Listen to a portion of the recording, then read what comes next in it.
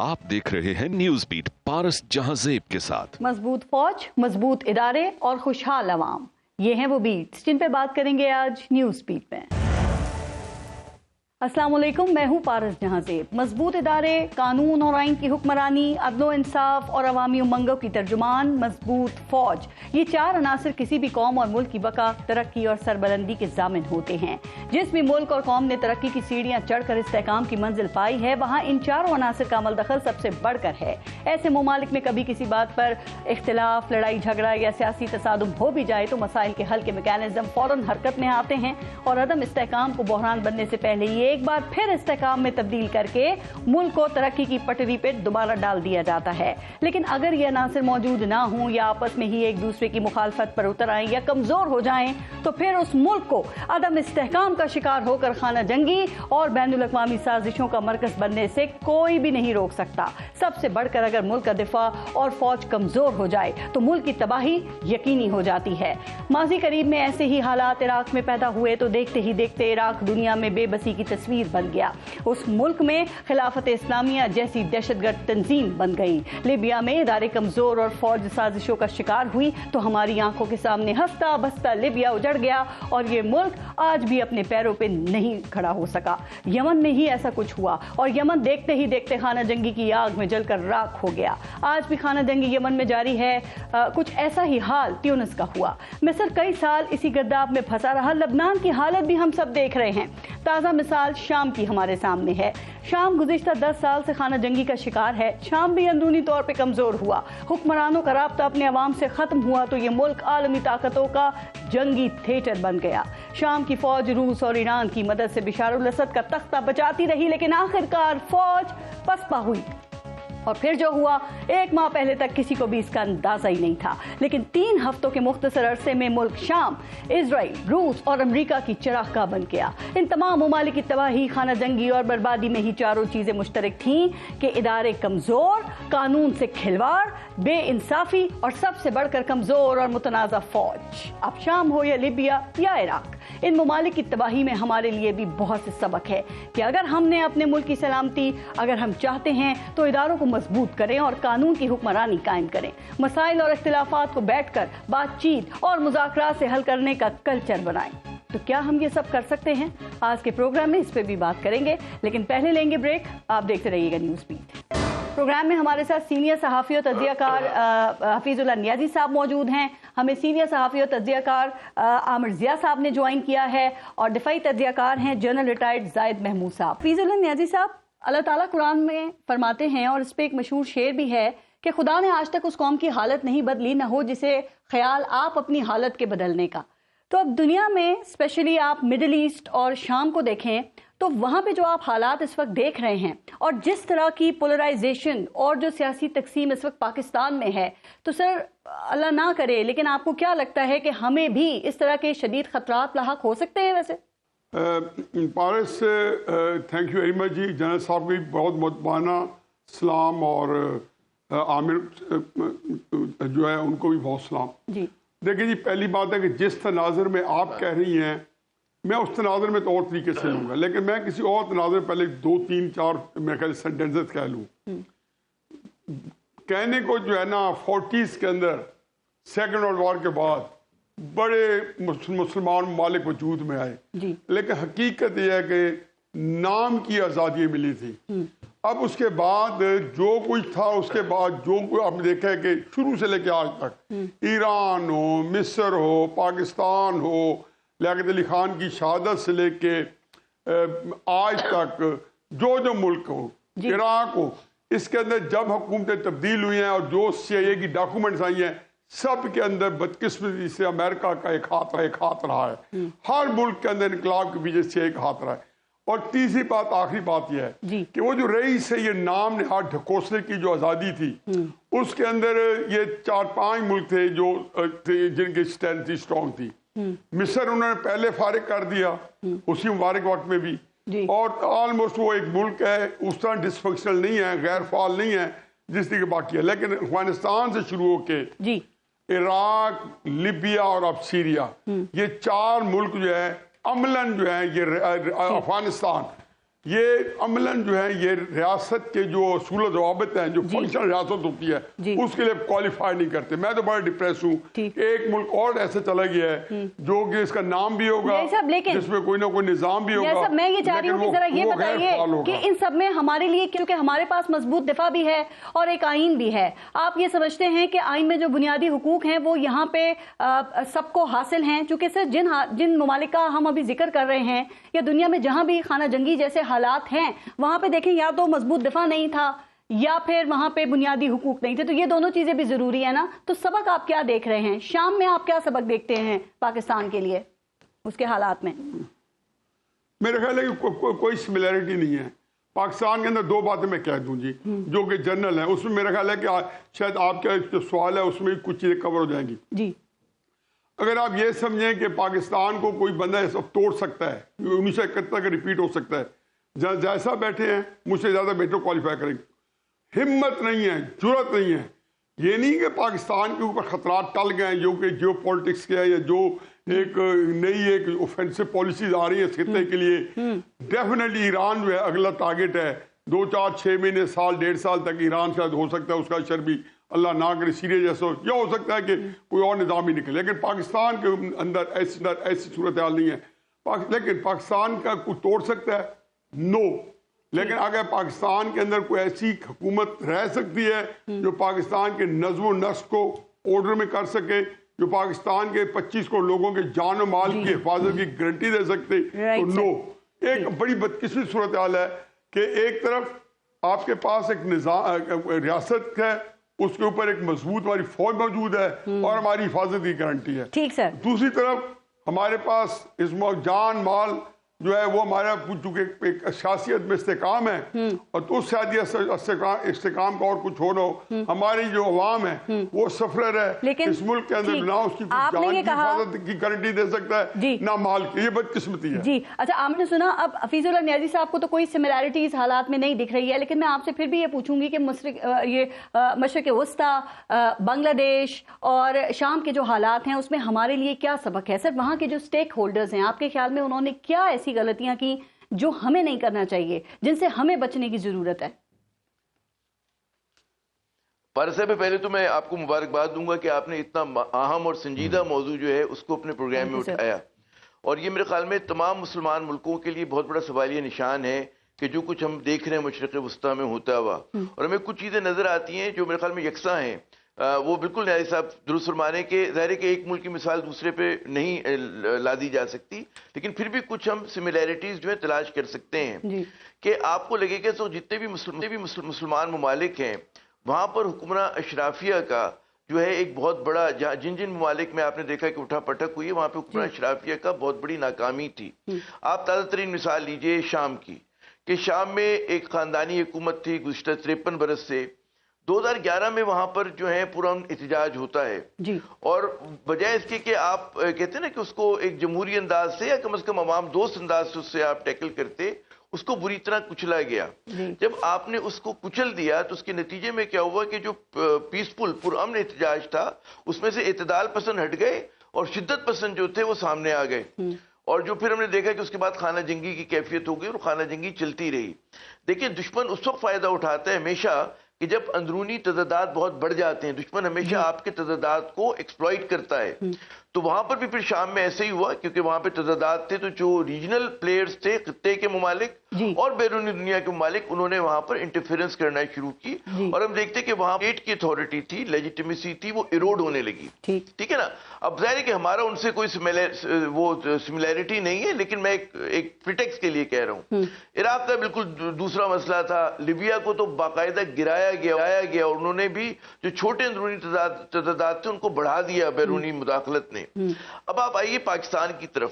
پاکستان میں یقیناً دیکھیں کہ ہمارے یہاں اس طرح کی آٹوکریٹک ریاست نہیں ہے جیسے کہ ہم مشرق وسطیٰ میں دیکھتے ہیں، لیکن ساتھ ساتھ ہمارے یہاں صحیح قسم کی جمہوری ریاست بھی نہیں ہے. ہم اچھا اس کی بھی ہمیں وجہ سمجھ میں آنی چاہیے کہ جمہوریت جو ہوتی ہے وہ پھل ہوتا ہے ایک انڈسٹریل ریولوشن کا. ہمارے یہاں نیم جاگیردارانہ سماج ہے، قبائلی نظام ہے، تو ہماری جمہوریت بھی کچھ ٹیڑھی بڑنگی قسم کی ہے. تو وہ اصل والی جو ہم کہتے ہیں نا یورپ کا جو جمہوری معاشرہ ہوتا ہے، لیکن عامر صاحب ایک چیز اور ہمارے میں کوئی اور میں چاہوں گی ذرا اس پہ بھی آپ بات کریں کہ دیکھیں ہمارے یہاں پہ ایک سیاسی جماعت جو ہے وہ ایک ادارے کو ٹارگٹ کر رہی ہے جو کہ ہمارے دفاع کا ضامن ہے.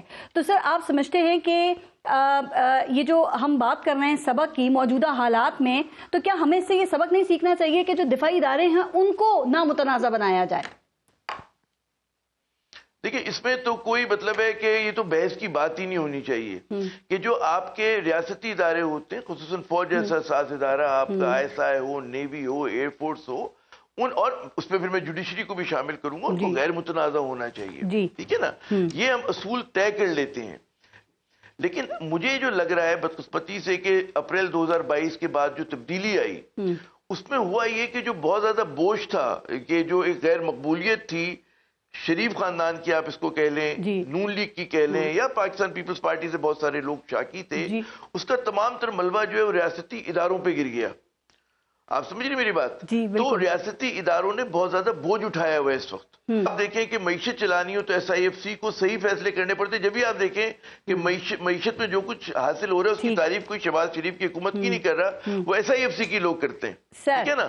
تو ہوا یہ کہ اس پولیٹیکل لڑائی میں کہ جو کہ نون لیگ اور پی ٹی آئی کے درمیان ہونی چاہیے تھی، اس میں بلا وجہ فوج کو ملوث کر دیا گیا. اس میں قصور حکومت کا بھی ہے، اس میں پی ٹی آئی کی کوتا بینی بھی ہے. سر آپ کہتے ہیں قصور ہے، لیکن کیا آپ سب یہ سمجھتے ہیں کہ جو پاکستان تحریک انصاف کے اوورسیز سپورٹرز ہیں وہ جس طرح کی لابنگ کر رہے ہیں وہ اس سے فوج متنازع ہو رہی ہے سر؟ اور کیا خیال ہے کہ اس سے پاکستان کو یا خود پاکستان تحریک انصاف کو کوئی فائدہ ہو رہا ہے؟ برطانوی اور امریکی پارلیمنٹس میں قراردادیں، آئی ایم ایف کو خطوط لکھنا اور پھر ٹرمپ سے مداخلت کی سر خواہش رکھنا، پاکستان کو نقصان پہنچ سکتا ہے ان چیزوں سے؟ میں اسی طرف آ رہا تھا کہ پی ٹی آئی کی جو کوتا بینی یہ تھی کہ ان کو اگر اپنا ہدف صحیح رکھتا، وہ سیاسی مخالفین کو رکھتے اور فوج کے اوپر نہ اس طرح سے تنقید کرتے تو غالباً آج وہ اتنی مشکل میں نہ ہوتے جتنی مشکل میں وہ ہیں. اور اس کی وجہ سے ہم دیکھتے ہیں کہ پھر آپ نے دیکھا کہ ہماری ریاستی اداروں کو متنازع بنے.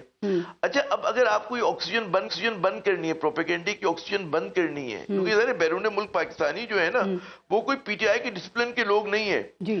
بہت سارے لوگ اپنے حساب سے اسکور سیٹل بھی کر رہے ہیں. ٹھیک ہے نا، اور انہوں نے یرغمال کیا ہوا ہے پی ٹی آئی کے یہاں کے نیریٹو کو بھی. سر وہ اسکور کس کا سیٹل کر رہے ہیں؟ آکسیجن کو ختم کرنا ہے اور پی ٹی آئی کو ان کو ڈسون نہیں کرنا. آپ نے کہا وہ اسکور سیٹل کر رہے ہیں، تو کس کے ساتھ کر رہے ہیں، کیوں کر رہے ہیں؟ وہ ظاہر ہے، دیکھیں لوگوں کے اپنے ہدف ہوتے ہیں.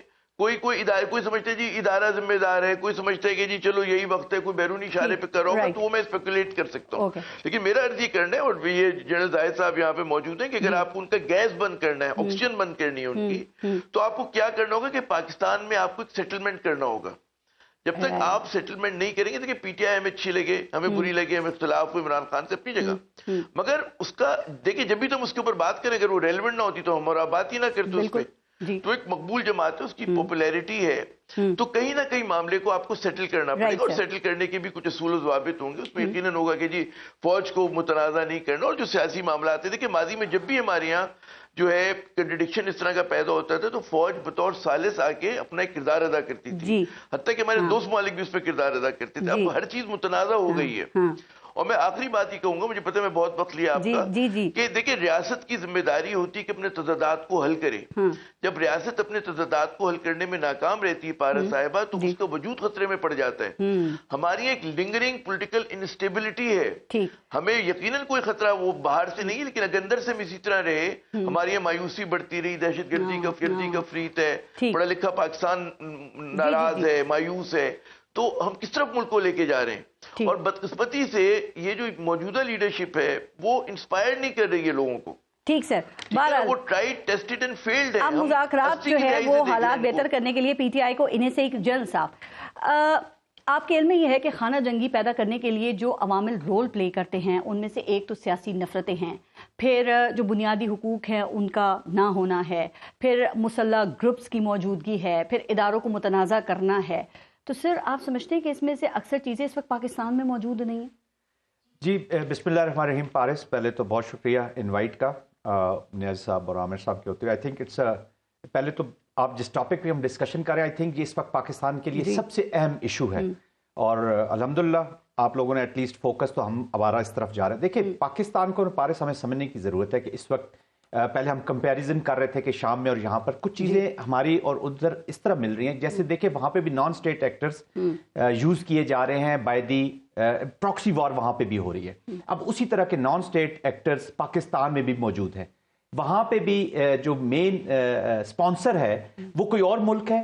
کلائنٹ کی صورت میں ان کو ڈفرنٹ, وہاں پہ کرز بھی ان کو اویلیبل ہیں, ان کو یہ ریبلز بھی اویلیبل ہیں. نیشنل آرمی ٹرکی کے ساتھ کر رہی ہے, کرز جو ہے یونائٹڈ اسٹیٹس کا رول ادا کر رہے ہیں. اسرائیل آلسو اپنی پراکسیز ہے. انفارچونیٹلی جو ایرانین اپلیکیشن یا جو مڈل ایسٹ کی ڈومیسٹک اپلیکیشن جو گورنمنٹس کی طرف سے آنی چاہیے تھی, اس پہ بھی نان اسٹیٹ ایکٹرز, اب وہ صحیح ہے یا غلط ہے وہ ایک الگ بحث ہے, but they are the non state actors. یہ سملیرٹی ہے, یہ سملیرٹی ہے. یہی بریڈنگ گراؤنڈ آج پاکستان میں موجود ہے. دیکھیں پاکستان, ہمیں پارس سمجھنے کی ضرورت ہے کہ اس وقت پراکسی وار اور state sponsored terrorism by India through the lands of Afghanistan ہمارے اوپر اپلیکیشن اس کی ہوئی ہے. بلوچستان کے اندر وہ ہمارا نقشہ بدلنا چاہتا ہے اپنی پراکسیز کے ذریعے سے, اور یہاں پر خیبر پختونخوا کے اندر وہ ہمارا طرز حیات اپنی پراکسیز جو ہمارے لیے ٹھیک نہیں ہے, لیکن پولیٹیکل انسٹیبلٹی جو ہے وہ کتنا بڑا میں عرض یہ کر رہا ہوں کہ اب یہ سملیرٹیز ہیں جو یہاں پر بھی موجود ہے اور وہاں پہ نہیں. اب اس کے لیے جو ایک بریڈنگ گراؤنڈ چاہیے ہوتا ہے نان اسٹیٹ ایکٹرز کو یا ان اسپانسرز کو, وہ انفارچونیٹلی ہمارے ہاں تھوڑی سی اس کی موجودگی ہے. پولیٹیکل سٹیبلٹی نہیں ہے یہاں پہ, اکنامک سٹیبلٹی نہیں ہے یہاں پہ, سیکیورٹی کا سیریس چیلنجز ہیں.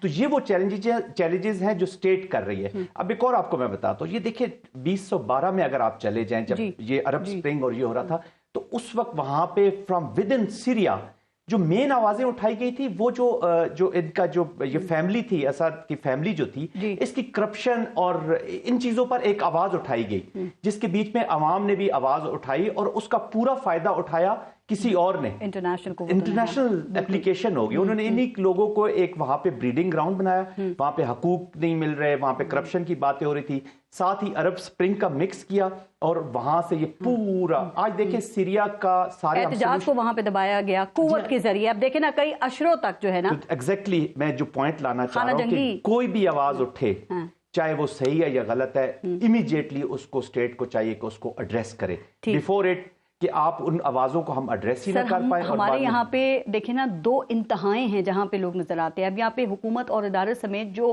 آپ دیکھیں کہ نیچے تک جو ایک عام آدمی ہے نا, اس کے سامنے اگر آپ اس کے جو اس کا اوپوننٹ ہے, جو اس کا مخالف ہے, اس کی حمایت میں بات کریں گے نا, تو وہ پھر مارنے پہ تیار ہو جاتا ہے. تو اس صورتحال میں ہمیں شام جس کی آپ بات کر رہے ہیں, بنگلہ دیش ہے, باقی ممالک ہیں, ان سے کیا ہم سبق لیں؟ دیکھیں نا وہی سبق کی وجہ سے میں کہہ رہا ہوں کہ ہمیں جو پرابلمز ابھی جو موجود شروع ہوتی ہیں آپ ان کو ایڈریس کریں. Take every problem very seriously. اگر ہم شتر مرغ کی طرح ریت میں سر دبائے رکھیں گے اور اس پرابلم کو کہیں گے کہ نہیں یہ تو پرابلم ہی نہیں ہے, یا کسی اور کو اس کا ذمہ دار ٹھہرا دیں گے, تو وی آر گوئنگ کیا ہم اس کو سیریس لے رہے ہیں؟ چونکہ پاکستان تحریک انصاف اس وقت ریسیونگ اینڈ پہ ہے. وہ ٹھیک ہے کہ ان کی طرف سے بھی بہت کچھ غلط ہو رہا ہوگا, لیکن انہیں بھی جو شکایات ہیں سر, کیا انہیں ایڈریس کرنے کی ضرورت نہیں ہے تاکہ حالات بہتری کی طرف جائیں؟ جی دیکھیں پارس, آپ کے پروگرام میں پہلے بھی ایک دو دفعہ یہ بات کر چکا ہوں کہ ہمارا انفارچونیٹلی میں ڈیموکریسی کا بہت بڑا حامی اور پاکستان کے ہر مسئلے کا حل اسی ڈیموکریسی کے اندر ہے. لیکن with all my respect to our political leadership, یہ اپنی ڈرٹی لانڈری اداروں کی طرف اور اپنی جو پاور ہے نا, جو حکومت, دیکھیں ابھی سارے حکومت میں ہے, کوئی کے پی کے میں حکومت میں ہے, کوئی 18ویں امینڈمنٹ کے بعد تو جس کے پاس صوبہ اصل حکومت تو اس کے پاس ہے, فیڈرل میں ایک حکومت ہے, تمام پارٹیز آر پاور کو تو یہ انجوائے کرنا چاہتے ہیں, لیکن اس کے ساتھ جو اٹیچ ریسپانسبلٹی ہے اس کو لینے کے لیے کیا کریں اس وقت میں؟ آپ سمجھتے ہیں کوئی عمرانی معاہدے کی ضرورت ہے, کوئی مساق جمہوریت ہونا چاہیے, یا پھر ایسا کیا کیا جائے جس سے جو حل نکل سکتا ہے؟ ایگزیکٹلی سب سے پہلے تو دیکھیں پارس, سب سے پہلی بات جو ہے نا, میں سب سے التجا کروں گا کہ اپنے انا کے گھوڑوں سے سب کو اترنا چاہیے. اسپیس کریٹ کریں. اس ڈیموکریسی میں کانفلکٹ ریزولوشن بھی ہو سکتی ہے till the time you will not create space. لیکن چونکہ فیئر ہے کہ ہم نے اسپیس کریٹ کی تو ہماری اسپیس شاید دوسرا اپوننٹ نہ لے لے, اور بھائی ڈیموکریٹک پارٹی کوئی لے گی نا. ہم جب انڈیویجولز کے اوپر ڈیپینڈ کرنا شروع کر دیتے ہیں, individuals larger than the party and party larger than the state جب ہوتی ہے, تو وہاں پہ خرابی پیدا ہوتی ہے. دیکھیں ان جو پارٹیز ہیں نا, ان کو بھی انسٹیٹیوشن بنانا ہوگا. ایک حل کیا ہے سر؟ कोई कमीशन बना दे, क्या करें? जी देखे ना कमीशन, देखिए ये एक पहली बात तो ये कि सियासतदानों ने हल निकालना है। ठीक, यहाँ पे पाकिस्तान में और भी बहुत सारे एलिमेंट्स हैं जो सेन वॉइसेस हैं, हर पार्टी में मैंने सेन वॉइसेस सबसे पहले डायलॉग करें। सबसे पहले तो पार्टियों के अंदर ये जो हॉक्स है, I am not a political man but नजर आ रहा होता है हमें, हम पॉलिटिक्स देख रहे हैं, जो हॉक्स है ना ये लीडर को भी आइसोलेट कर देते हैं और लीडर जो है उसकी पल्स आवाम की या अपने फॉलोअर की उस पे होने के बजाय वो कहीं और भड़काते हैं उनको, देखे ना भड़काते हैं। जब रेड लाइन क्रॉस होती है तो फिर इदारे अपना जब एक्शन करते हैं तो वो कभी आप उनके साथ एक पेज पे होते हैं, फिर आप उनके खिलाफ हो जाते हैं, कभी आप यकजान दो काले हो जाते हैं, जिसकी मिसालें दी जाती हैं सर। लेकिन मुतालबा तो देखें ना, ये करें वो करेंगे, सभी करते हैं, लेकिन क्या ख्याल है पहल किसे करनी चाहिए? पहल हुकूमत को करनी चाहिए। I will request, I will say कि जो वजीर आजम है इस वक्त इस्लामी जमहूरियत पाकिस्तान मियां शहबाज शरीफ, अगर वो वजीर आजम हैं तो वो पाकिस्तान के नहीं, मुझे तो नहीं, देखे ना अगर वो वजीर आजम है मुझे शक नहीं है, मुझे यकीन है वो है, लेकिन उनके एक्शंस बोलेंगे और बताएंगे कि मैं वजीर आजम, मतलब वो असर्ट गवर्नमेंट ना रहे। देखिए वो इस पर देखे ना खतरे हैं ना, हम सीरिया की बात कर रहे हैं, वी आर कंपैरिजन तो हमने आज ड्रॉ करने शुरू कर दिए कि सीरिया जैसे हालात हमारे, तो व्हाट नेक्स्ट? अगर ईरान में जैसे न्याजी साहब फरमाते कि जी Iran is the next target, Iran is already a target, तो war is in Iran, war is in Afghanistan, Ukraine में आपके नेबरहुड में वॉर है, आप चाइना के साथ आपकी दोस्ती चल रही है, सी पैक चल रहा है, मेन कंपिटिटर है, इंडो पैसिफिक लगी हुई है, तो आपका क्या ख्याल है कि आपको वो छोड़ देंगे? तो वी आर द टारगेट ना, इकोनॉमिक फील्ड में भी, सिक्योरिटी फील्ड में भी। तो दे वांट अ प्लाइंट पाकिस्तान, एक मरे हुए हाथी की। देखिए आजकल मुल्कों के नक्शे शायद बदलने बहुत मुश्किल हो, मैं तो कहता हूँ, लोग कहते हैं शाम कैसे शाम ऐसे ना हो, लेकिन एक जो होता है ना वो मरे हुए हाथी की तरह मुल्क पड़ा हो तो उसका क्या फायदा? तो उस पे सभी चढ़ जाते हैं। हाँ जी, इम्प्लोड होती है ना आजकल कौमों नेशंस को इम्प्लोशन की तरफ ले जाया जाता है, उनको बिल्कुल खत्म नहीं किया जाता या उन पे कब्जा नहीं किया, मतलब अंदर से तबाही की जाती है। दैट इज द खतरा, और पॉलिटिशियंस ने उसका हल निकालना है। बड़ी अच्छी आपने बात की कि सबसे बड़ी बात जाते हुए मैं कहना चाहता हूँ, देखिए सेंटर ऑफ ग्रेविटी पाकिस्तान की आवाम है, हाँ जी, और कॉन्स्टिट्यूशन है, और उनके फैसलों को भी उसी तरह मानना चाहिए। तो जाहिर है फिर शायद हालात इतने खराब ना हो। मुज़ाकरात की आपने बात की और आपने कहा गवर्नमेंट को पहल करना चाहिए। ब्रेक के बाद ग्रेविटी की बात कर रहा हूँ तो मैं ये कह रहा हूँ कि अवाम को भी चाहिए कि जो they are also the target, ये जो हाइब्रिड में ना उनका माइंड भी टारगेट है, ताकि अवाम में और अफवाज में और अफवाम में सिक्योरिटी फोर्सेस में खिलाफ पैदा किया जाए। तो अवाम ने भी अपनी प्रोटेक्शन खुद भी करनी है क्योंकि वो टारगेट है, ये समझने की जरूरत है। हम अपने अपने डब्बों में खानों में घुस जाएंगे तो we are going nowhere. Break लेते हैं, देखते रहिएगा न्यूज़ बीट। अच्छा न्याजी साहब, रिसेंटली आपने भी अपने आर्टिकल में लिखा है कि एस्टैब्लिशमेंट और इमरान खान जो हैं वो दोनों अपने आखिरी कार्ड्स खेल चुके हैं और इमरान खान अपना आखिरी पत्ता खेलने के बाद अब मुज़ाकरात के लिए तैयार हो गए हैं। लेकिन सर खान साहब तो कहते हैं कि आखिरी पत्ता अभी भी उनके पास है, तो आपको कैसे लगता है कि उन्होंने आखिरी पत्ता खेल लिया, और क्या आप इसे सिविल नाफरमानी ही समझते हैं या समझते हैं कि ये कारगर होने से पहले ही पिट गया है? मैं पहले पिछले शाम के ऊपर 2-3 बातें और करूंगा, क्योंकि मुझे लगा कि आप एक जनरल कमेंट्स चाहती हैं और शायद आप इतनी कीनली इंटरेस्टेड नहीं थे, लेकिन लकीली ज़ियाद साहब ने, जनरल साहब ने बहुत अच्छे तरीके से उसको हाईलाइट किया। देखिए शाम के ऊपर आप जिस तराजू में देख रही है, मेरे लिए ये बहुत छोटी बात है, क्योंकि जो बड़ा वाक़या हो चुका है कि इस वक्त शाम से पहले पहुंचने से पहले इजराइल ने जिस तरीके से हिजबुल्लाह की लीडरशिप खत्म की है, रिमोट के जरिए, बम के जरिए, यानी कि वो एक इनकैपेसिटेट करके, फिर जिस तरीके से उन्होंने हमास की लीडरशिप को ईरान में जाके मार के सिर्फ ये बताया कि मेरी जो पेनिट्रेशन है यहाँ पे कितनी स्ट्रांग है, और सीरिया में आनन फानन जो 2-3 हफ्ते के अंदर इक़्तिदार लेफ्ट राइट हुआ है, इससे अंदाजा लगा ले कि वो कितनी उनकी पेनिट्रेशन। तो मैं उस तरह में ले रहा था कि तो टाइटैनिक शिफ्ट है, और ये वो ईरान को आइसोलेट करने के लिए की है, जो जनरल साहब ने फाइनली कहा कि बिल्कुल मेरे उधर ही मतलब था, ईरान की तरफ आ रहे हैं। बाकी देखें जी, आपने का जो सवाल है कि अल्टीमेटली वो ईरान के आना चाहते हैं, वो ईरान को अभी भी समझते हैं अपर हैंड इसराइल को अमेरिका का, लेकिन वो इससे पहले इन सारी चीजों को एनाइलेट करके, और चूंकि बदकिस्मती से हमने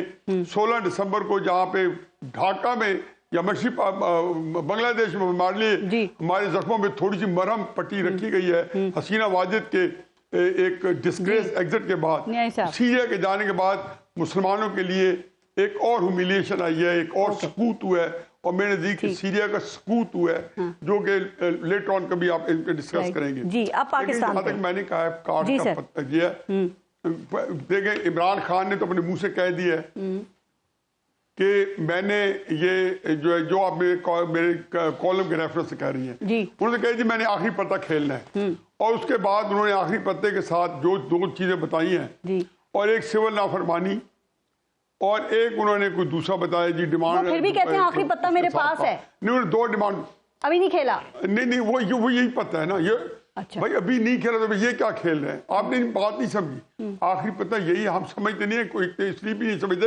عمران خان صاحب کی ماشاءاللہ جو سمجھنے کی کیفیت تو نہیں ہے، لیکن سمجھانے کی کیفیت اس سے برابر ہے، کیونکہ وہ ریئیکٹ کر کے کھیل رہے ہیں، وہ فرسٹریٹ ہو کے کھیل رہے ہیں، وہ اس وقت عمران خان صاحب کی جو ڈیسیژن میکنگ ہے جو کبھی بھی آئیڈیل نہیں تھی، اچھی نہیں تھی، ٹھیک سر، وہ ڈیسیژن میکنگ جو ہے ان حالات میں فرسٹریشن میں اور ان کا اپنی پارٹی کی لیڈرشپ کے اوپر جو مسٹرسٹ ہے، جو ان کا نو کانفیڈنس ہے، اس کی وجہ سے وہ اس وقت ان کے پاس فیصلہ کرنے کی قوت نہیں ہے۔ لیکن بات میں جو اور کہہ رہا ہوں وہ یہ ہے کہ میں جب کہہ کہ اسٹیبلشمنٹ آخری پتہ کھیلا ہے تو میرے نزدیک، میری اپنی کیلکولیشن کے نزدیک اگر جناب فیض حمید کہ جو انہوں نے جنرل عاصم منیر کے اپوائنٹمنٹ رکوانے کے لیے یہ جلسہ بیٹھے ہیں، انہوں نے 35-38 سال جاب کی ہوگی، جو بندہ جو ہے جب وہ ان سروس لائف جرنیل ہے اور اپنے ادارے کے خلاف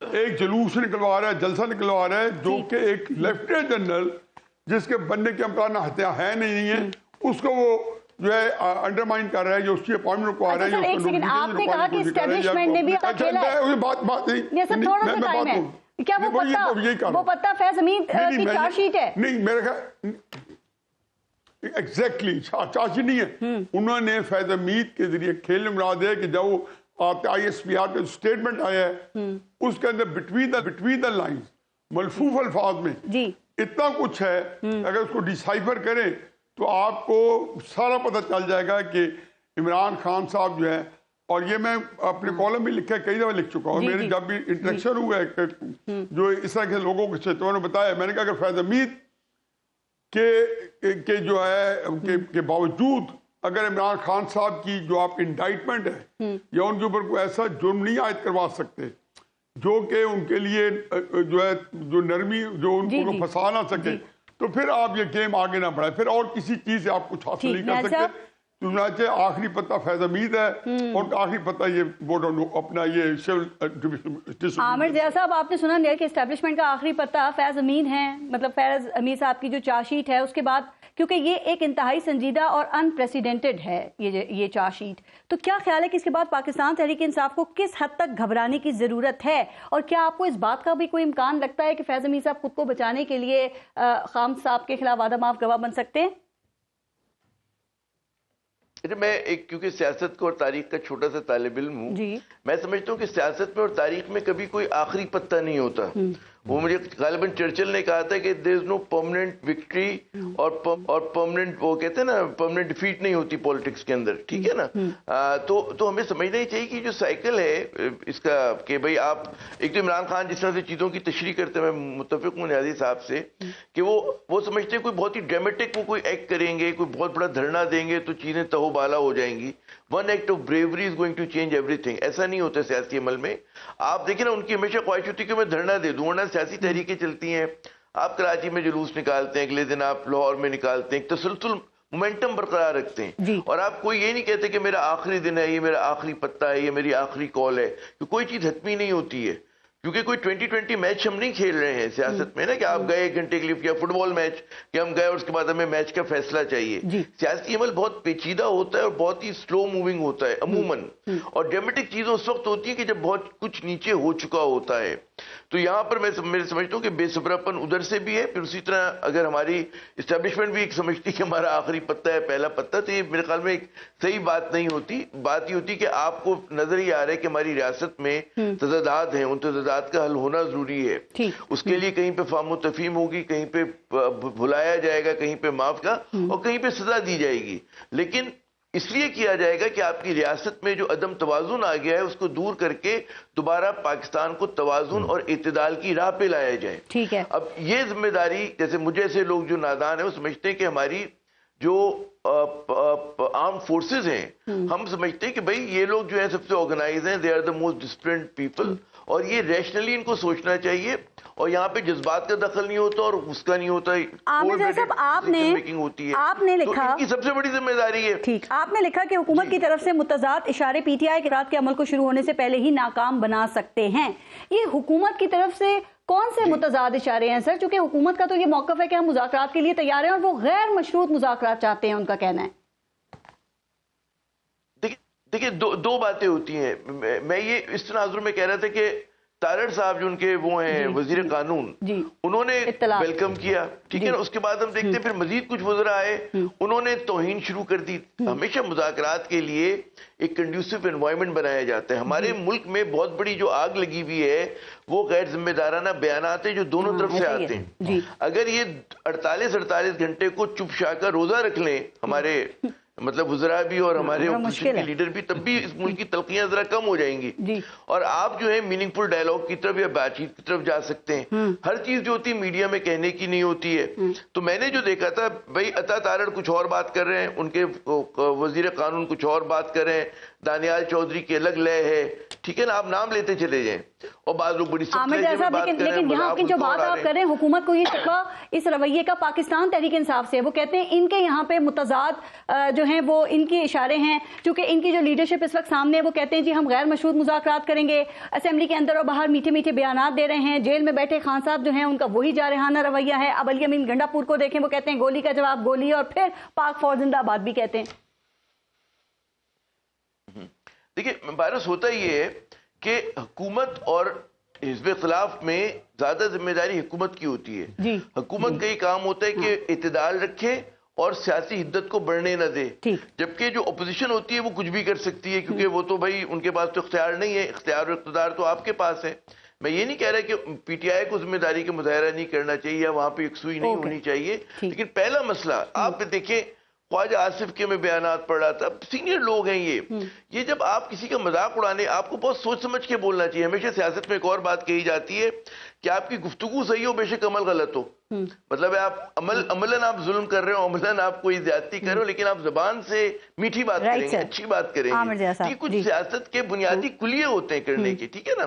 तो हुकूमत को ये काम करना है कि उसको एक स्माइलिंग फेस रखना है, उनके पास सॉफ्ट स्पोकन लोग होने चाहिए कि जो इत्तेदाल से प्यार से बात कर सके, कानून की हुक्मरानी भी होगी। हाँ, लेकिन अब पता नहीं क्यों हुकूमत जो है वो मुज़ाकरात से पीछे हटती नजर आ रही है। ठीक सर, मैं जरा जनरल साहब से कमेंट ले लूं, क्योंकि मुतज़ाद मैं समझता हूं इनके हक में है, हुकूमत को फायदा होगा मुज़ाकरात का। अगर देखें ना, अगर आप मुज़ाकरात करते, क्योंकि पीटीआई तो पहले कहती थी हम बात ही नहीं करेंगे, तो पीटीआई तो 2 कदम पीछे हट गई ना, हुकूमत पीछे हटती नजर आ रही है। अब ठीक है उनके ठीक, उधर से कुछ को भी चाहिए कि वो कह जी हम साथ मिलकर बैठना चाहिए मसले के हल के लिए, ठीक है सर। अभी हमने जनरल फैज़ की बात की, मैं चाह रही हूँ जरा उसके ऊपर आप जरूर कमेंट करें जनरल साहब के। जनरल फैज़ हमीद के खिलाफ जो चार्जशीट का सामने आना है और उसका पब्लिक होना है, ये कितना सिग्निफिकेंट है? चूंकि माजी में भी कोर्ट मार्शल और फील्ड जनरल कोर्ट मार्शल्स होते रहे होंगे, लेकिन बहुत कम चार्जशीट्स जो हैं उनको पब्लिक किया गया होगा ना, क्या ख्याल है? जी देखिए पारिस, यहाँ पे कोर्ट मार्शल्स होते रहे, यहाँ पे 3 स्टार जनरल को 14 साल की कैद भी हुई है रिसेंट पास्ट में, और 2 स्टार्स को भी बहुत सारे जनरल ऑफिसर्स को सजा हुई। ऑफ कोर्स अनफॉर्चुनेटली इस वक्त जो पॉलिटिकल एनवायरनमेंट पाकिस्तान में बन गया, या जितना पिछले 3 से 4 सालों के अंदर एस्टेब्लिशमेंट को डिस्कस किया गया, it has never happened in the history. और मेरे ख्याल में शायद मिस्टेक्स सारों ने कुछ ना कुछ की होंगी, इट हैज नेवर हैपेंड। यही तो मैं बता रहा हूँ कि यही टारगेट है हमारे जो इस्टेब्लिशमेंट, आप अफवाज ही कह लें या जो हम सिक्योरिटी फोर्सेस कह रहे हैं या जो फौज की हम बात कर रहे हैं, ये तो टारगेट रहा है इंटरनेशनल एप्लीकेशन का ना, जितने भी हैं वो सारे, और इस पे वो और ज्यादा इसको डिस्कशन पे रखना चाहते हैं।